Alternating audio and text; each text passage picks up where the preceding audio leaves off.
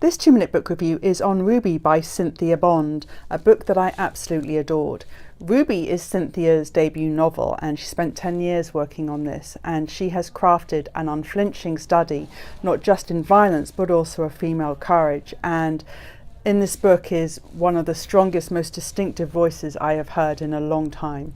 It is set in the 1960s in a town called Liberty in Texas, a town steeped with segregation and oppression, but the white people are absent, though their influence is always felt and inferred.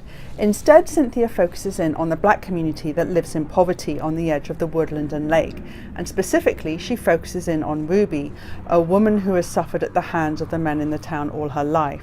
She now exists on the margins of society, mocked for her apparent madness and desired and feared in equal measure because of her explicit sexual behaviour.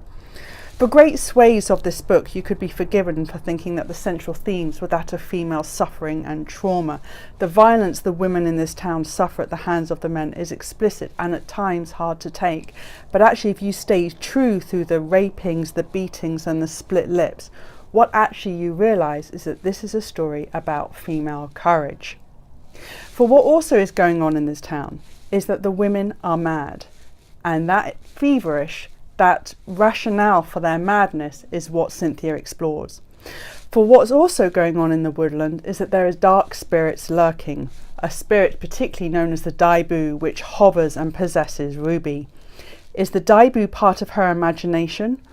Is the Daibu part of her mental illness? Or are these dark spirits, call it magic, call it voodoo, are they real? And in fact, can these dark spirits hold the key, hold the secret to what is actually going on in this town?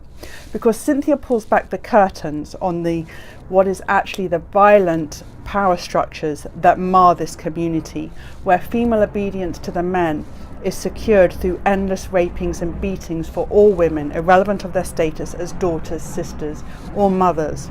And actually what the feverishness in this book actually ends up in is that this is a female response to the violence, whether these women resort to madness, whether they resort to religious fever, or whether they resort to just getting the hell out of town. This is an incredible study on what it takes for a woman to survive.